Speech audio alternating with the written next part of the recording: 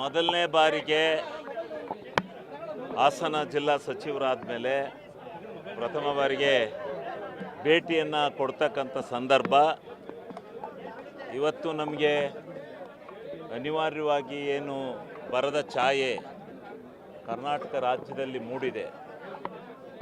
ಇದರ ಅಧ್ಯಯನವನ್ನು ಮಾಡಿ ಸಂಪೂರ್ಣವಾಗಿ ಕೇಂದ್ರ ಸರ್ಕಾರಕ್ಕೆ ಕಳಿಸಿ NDRF ಗೈಡ್ಲೈನ್ಸ್ ಪ್ರಕಾರ ಕೇಂದ್ರ ಸರ್ಕಾರದ ಅನುದಾನವನ್ನು ಪಡೆಯತಕ್ಕಂಥ ದೃಷ್ಟಿಯಿಂದ ರಾಜ್ಯ ಸರ್ಕಾರ ವರದಿಯನ್ನು ಕೊಡಲಿಕ್ಕೆ ಜಿಲ್ಲಾ ಎಲ್ಲ ಸಚಿವರನ್ನು ಹೊಲಗಳಲ್ಲಿ ಹೋಗಿ ಹೊಲಗಳನ್ನು ಪ್ರತ್ಯಕ್ಷ ಸಮೀಕ್ಷೆಯನ್ನು ಮಾಡಿ ಪ್ರತ್ಯಕ್ಷವಾಗಿ ಪರಿಗಣಿಸಿ ಏನು ಇವತ್ತು ಒಂದು ಆಘಾತಕಾರಿಯಾದಂಥ ಬರಗಾಲ ಬಂದಿದೆ, ಇದರಿಂದ ರೈತರನ್ನು ವಿಮುಕ್ತಗೊಳಿಸ್ತಕ್ಕಂಥ ಅವರಿಗೆ ಪರಿಹಾರ ಕೊಡ್ತಕ್ಕಂಥ ದೃಷ್ಟಿನಲ್ಲಿ ಪ್ರಾಮಾಣಿಕವಾಗಿರ್ತಕ್ಕಂಥ ಪ್ರಯತ್ನ ನಡೀಬೇಕು ಅಂತಕ್ಕಂಥದ್ದು ಮೊದಲನೇ ಸಚಿವ ಸಂಪುಟದ ಸಭೆಯಲ್ಲಿ ನಿರ್ಣಯವನ್ನು ಸನ್ಮಾನ್ಯ ಮುಖ್ಯಮಂತ್ರಿಗಳ ಅಧ್ಯಕ್ಷತೆಯಲ್ಲಿ ತಗೊಂಡು ಇವತ್ತು ಇಡೀ ಕರ್ನಾಟಕ ರಾಜ್ಯದಲ್ಲಿರ್ತಕ್ಕಂಥ 34 ಸಚಿವರು ಮುಖ್ಯಮಂತ್ರಿಗಳು ಸೇರಿದಂತೆ ಎಲ್ಲ ಸಚಿವರು ಇವತ್ತು ಹೊಲದಲ್ಲಿದ್ದಾರೆ. ನಿನ್ನೆ ದಿವಸನೇ ಹೋಗಬೇಕು ಅಂತ ಇತ್ತು, ಇವತ್ತಿನಿಂದ ಹೋಗಬೇಕು ಅಂತ ಕಡ್ಡಾಯ ಮಾಡಿದ್ದಾರೆ. ಆದ್ದರಿಂದ ನಾವು ಇವತ್ತು ಇಲ್ಲಿ ಬಂದಿದ್ದೇವೆ. ಆದರೆ ನಮ್ಮ ಅಭಿಮಾನಿಗಳು, ನಮ್ಮ ಪಕ್ಷದ ಧುರೀಣರುಗಳು, ಇವರೆಲ್ಲ ಕಾರ್ಯಕರ್ತರು, ಬಂಧುಗಳು ಎಲ್ಲ ಮೊದಲನೇ ಸಾರಿ ಇಲ್ಲಿ ಬಂದಿರೋದ್ರಿಂದ ಅಭಿಮಾನದಿಂದ ಹಾರವನ್ನು ಹಾಕಿದ್ದಾರೆ. ನಾವು ಕ್ಷಮಿಸಿ, ಬರಕ್ಕೆ ಅಧ್ಯಯನ ಬಂದಂಥ ಸಂದರ್ಭದಲ್ಲಿ ಹಾರ ತುರಾಯಿಗಳನ್ನು ಹಾಕಿಸ್ಕೊಳ್ತಕ್ಕಂಥದ್ದು ಸಂಪ್ರದಾಯ ಅಲ್ಲ. ಆದರೂ ಅನಿವಾರ್ಯವಾಗಿ ಇವತ್ತು ಅವರ ಉತ್ಸಾಹಕ್ಕೆ ನಾವು ಮನ್ನಣೆಯನ್ನು ಕೊಡಬೇಕಾಗಿದೆ. ಅದರಿಂದ ದಯಮಾಡಿ ಕ್ಷಮಿಸ್ತೀವಿ. ಎಲ್ಲ ನಮ್ಮ ಜನ, ನನ್ನ ಜಿಲ್ಲೆಯ ಜನ ಯಾವುದನ್ನು ತಪ್ಪು ತಿಳ್ಕೋಬಾರ್ದು ಅಂತ ಹೇಳಿ ಇವತ್ತು ಹಾಸನ ಜಿಲ್ಲೆಗೆ ಒಂದು ಹೊಸ ನಾಯಕತ್ವವನ್ನು ನಮ್ಮ ಕಾಂಗ್ರೆಸ್ ಪಕ್ಷದ ವರಿಷ್ಠರಾದಂಥ ರಾಹುಲ್ ಜಿ ಅವರು, ವೇಣುಗೋಪಾಲ್ ಜಿ ಅವರು, ಸುರ್ಜೇವಾಲಾ ಅವರು, ಖರ್ಗೆ ಅವರು, ಇವರೆಲ್ಲರೂ ಸೇರಿ ನಮಗೆ ಕೊಟ್ಟಿದ್ದಾರೆ. ಅದರ ಜೊತೆಯಲ್ಲಿ ಇವತ್ತು ನಮ್ಮ ರಾಜ್ಯದ ಮುಖ್ಯಮಂತ್ರಿಗಳಾದಂಥ DK ಶಿವಕುಮಾರ್ ಜಿ ಅವರು, ನಮ್ಮ ನಾಯಕರಾದಂಥ ಮಾಜಿ ಮುಖ್ಯಮಂತ್ರಿಗಳು, ಈ ರಾಜ್ಯದ ನಾಯಕರು ಆಗಿರ್ತಕ್ಕಂಥ ಸಿದ್ದರಾಮಣ್ಣ ಅವರು ಎಲ್ಲರೂ ಸೇರಿ, ನಮ್ಮ ಪಕ್ಷದ ಅಧ್ಯಕ್ಷರಾದ ಹರಿಪ್ರಸಾದ್ ಅವರು, ಎಲ್ಲ ಮುಖಂಡರುಗಳು ಸೇರಿ ನಮ್ಮ ಹಾಸನ ಜಿಲ್ಲೆಗೆ ಒಂದು ಹೊಸ ನಾಯಕತ್ವವನ್ನು ಕೊಟ್ಟಿದ್ದಾರೆ. ಅವರಿಗೆ ನಾನು ಹಾಸನ ಜಿಲ್ಲೆಯ ಅರಸೀಕೆರೆ ತಾಲೂಕಿನ ಜನತೆಯ ಪರವಾಗಿ ಅವರಿಗೆ ನಾನು ತುಂಬು ಹೃದಯದ ಧನ್ಯವಾದವನ್ನು ಈ ಸಂದರ್ಭದಲ್ಲಿ ಅವರಿಗೆ ಸಮರ್ಪಣೆ ಮಾಡ್ತಾ ಇದ್ದೀನಿ.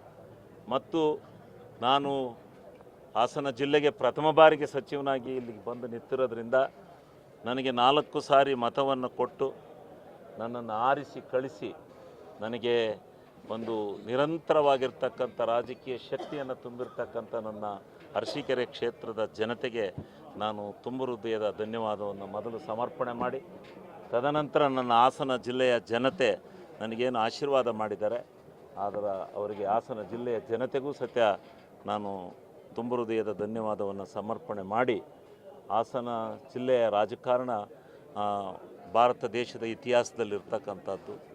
ಇಂಥ ಭಾರತ ದೇಶದ ಇತಿಹಾಸದಲ್ಲಿರ್ತಕ್ಕಂಥ ಈ ಜಿಲ್ಲೆಯಲ್ಲಿ ಮಂತ್ರಿಗಿರಿಯನ್ನು ಮಾಡ್ತಕ್ಕಂಥ ಅವಕಾಶ ಸಿಕ್ಕಿರ್ತಕ್ಕಂಥದ್ದಕ್ಕೆ ನಮ್ಮ ಯಾವ ತಂದೆ ತಾಯಿಗಳ ಪುಣ್ಯವೋ ಏನೋ, ನನ್ನ ತಂದೆ ತಾಯಿಗಳ ಪುಣ್ಯ ಅಂತೇಳಿ ನಾನು ಭಾವಿಸ್ತೇನೆ.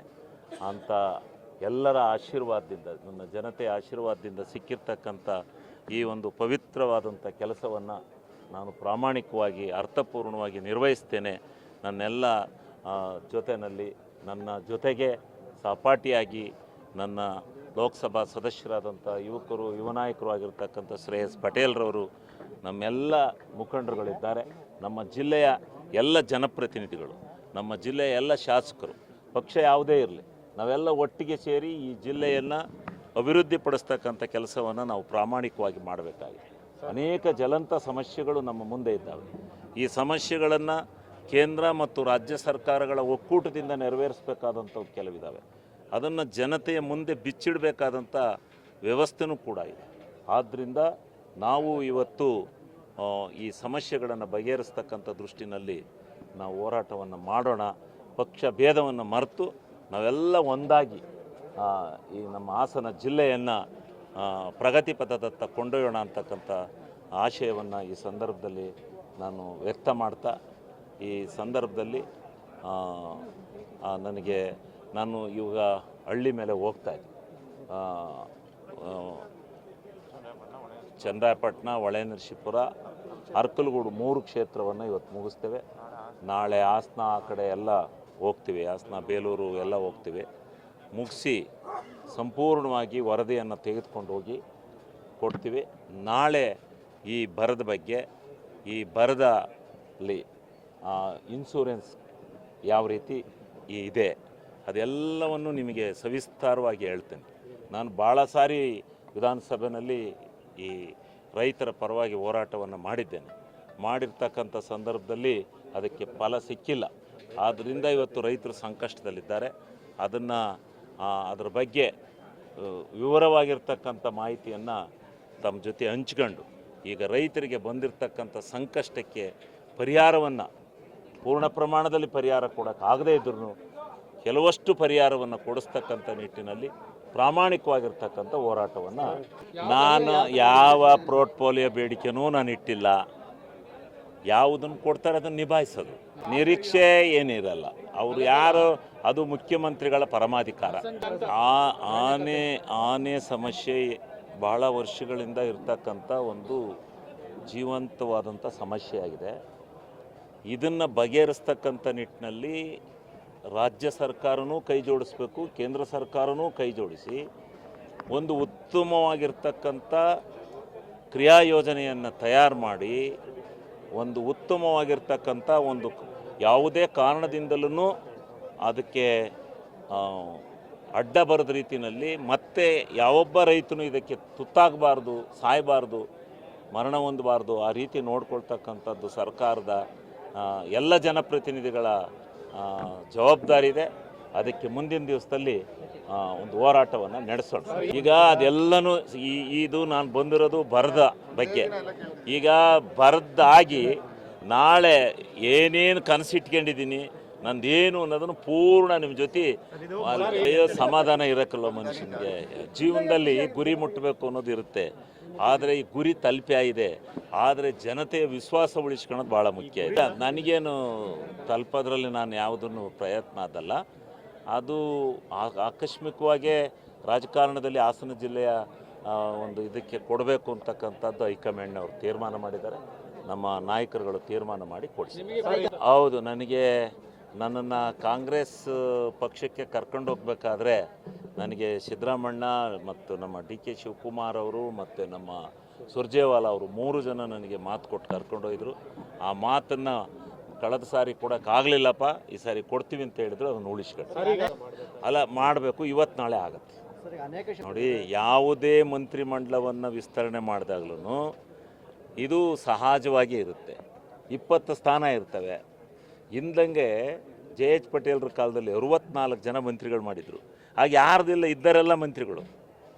ಇನ್ನೊಂದು 25-30 ಜನಕ್ಕೆ ಬೋರ್ಡ್ ಚೇರ್ಮನ್ ಕೊಟ್ಟರು, ಮುಗಿದೋಯ್ತು. ಎಲ್ಲರಿಗೂ ಗೂಟದ ಕಾರ್ ಸಿಕ್ಕವು. ಈಗ 34 ಜನನೇ ಮಾಡಬೇಕು ಅಂತ ಕಾನೂನು. ಅದರಿಂದ ಕಾನೂನನ್ನು ಮೀರಿ ಯಾರು ಮಾಡೋಕ್ಕಾಗುತ್ತೆ? ಅದರಿಂದ ಆಕಾಂಕ್ಷಿಗಳು ಇರ್ತಾರೆ. ಹಿರಿಯರನ್ನು ಯಾರನ್ನು ಕಣ್ಗಾಣಿಸಿದ್ದಾರೆ, ಯಾರನ್ನು ಬಿಟ್ಟಿದ್ದಾರೆ ಅನ್ನೋದೆಲ್ಲ ಹೈಕಮಾಂಡಿಗೆ ಬಿಟ್ಟು ವಿಚಾರ. ನನ್ನ ಇದಕ್ಕೆ ಬರುತ್ತಲ್ಲ, ಮಹಿಳೆಯರದ್ದು ಒಂದು ತೀರ್ಮಾನ ಮಾಡ್ತಾರೆ. ಅದು ಸ್ವಲ್ಪ ಮಿಸ್ಟೇಕ್ ಆಗಿದೆ, ತೀರ್ಮಾನ ಮಾಡ್ತಾರೆ. ಏನಿಲ್ಲ, ಎಂತ ನಾನು ಒಂದು 25 ವರ್ಷದಿಂದ ನೋಡ್ತಾ ಇದ್ದೀನಿ. ಯಾವುದೇ ಮಂತ್ರಿಮಂಡಲ ಬೊಮ್ಮಾಯಿಯವ್ರ ಸರ್ಕಾರ ಎಷ್ಟು ದಿವಸಕ್ಕೆ ಬಿದ್ದೋತು? ಬೊಮ್ಮಾಯಿಯವ್ರ ಸರ್ಕಾರ ಬಿದ್ದೋಯ್ತಲ್ಲ. ಯಾವಾಗ ಮಂತ್ರಿಮಂಡಲ ರಚನೆ ಮಾಡಿದಾಗಲೂ ಗಲಾಟೆಗಳಾಗಿಲ್ಲ, ಅಸಮಾಧಾನಗಳಾಗಿಲ್ಲ, ಆಗ್ತವೆ. ಹೈಕಮಾಂಡು ಕಾಂಗ್ರೆಸ್ಸು ಬಲಿಷ್ಠವಾಗಿದೆ. ರಾಹುಲ್ ಗಾಂಧಿಯವರ ನಾಯಕತ್ವದಲ್ಲಿ ಈ ದೇಶದಲ್ಲಿ ಬಲಿಷ್ಠವಾಗಿದೆ. ಅದನ್ನು ಸಮರ್ಥನೆ ಮಾಡಿಕೊಂಡು ಅದನ್ನು ನಿವಾರಿಸ್ತಕ್ಕಂಥ ಶಕ್ತಿ ಕಾಂಗ್ರೆಸ್ ಪಕ್ಷಕ್ಕಿದೆ. ಅದನ್ನು ನಾನು ಹೋಗಿ ಕೇಳಿದೆ. ಆದರೆ ಅವರು ಆವಾಗ ಏನೋ ಒಂದು ಕಾಲ್ಪನಿಕವಾಗಿ ನಡೆದಂಥ ಯಾವುದೋ ಒಂದು ಇನ್ಸಿಡೆಂಟ್ನಿಂದ ಬರೋಕ್ಕಾಗಲಿಲ್ಲ. ಬರ್ತ್ಡೇ ಇತ್ತು, ಅದರಿಂದ ಬರೋಕ್ಕಾಗಲಿಲ್ಲ. ಒಂದು. ಎರಡನೇದು, ಅವರು ನಾನು ಎಲ್ಲನೂ ಟಿ ವಿಲಿ ಕೂತ್ಕೊಂಡು ನೋಡಿದೆ ಕಂಬಿಡಯ್ಯ ನಿಂದ ಅಂತ ಹೇಳಿದರು ಪಾಪ.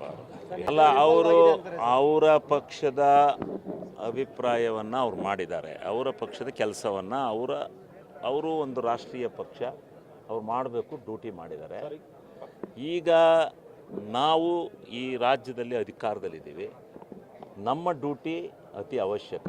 ನಮ್ಮ ಶ್ರದ್ಧೆ, ನಮ್ಮ ಭಕ್ತಿ ಭಾಳ ಇರಬೇಕು ರೈತರ ಬಗ್ಗೆ. ಫಸ್ಟು ರೈತ, ಅನ್ನದಾತ, ರೈತನ ಪರವಾದಂಥ ನಿಲುವು ನಮ್ಮದು. ಆದ್ದರಿಂದ ಅದನ್ನು ನಾವು ಈಗ ಅಧ್ಯಯನಕ್ಕೆ ಹೊಂಟಿದ್ದೀವಿ. ಸ್ವಲ್ಪ ಈ ಇದರಿಂದ ತಡ ಆಯಿತು, ಹೊಂಟಿದ್ದೀವಿ. ಇದಕ್ಕೆ ಒಂದು ಒಳ್ಳೆ ಕೆಲಸನ ಮಾಡ್ತಕ್ಕಂಥ ಆಗ್ಬೋದು ಅಂತ ನನ್ನ ನಿರೀಕ್ಷೆ. ಅಲ್ಲ, ಅದೆಲ್ಲನೂ ಮಾಡೋಣ. ಏನೇನಿದೆ, ಯಾವ್ಯಾವುದನ್ನು ಮಾಡಲಿಕ್ಕೆ ಸಾಧ್ಯತೆ ಇದೆ ಅದೆಲ್ಲವನ್ನು ಕೂತು 13ಕ್ಕೆ ವಿಧಾನಸಭಾ ಅಧಿವೇಶನವನ್ನು ಕರೆದಿದ್ದಾರೆ. ಆ ಸಂದರ್ಭದಲ್ಲಿ ಏನೇನು ಚರ್ಚೆ ಆಗಬೇಕು ಅದೆಲ್ಲನೂ ಪೂರ್ಣ ಪ್ರಮಾಣದಲ್ಲಿ ಮಾಡಿ ಮೊದಲು ನಾವು ರೈತನ ಉಳಿಸ್ತಕ್ಕಂಥ ಕೆಲಸವನ್ನು ಮಾಡೋಣ.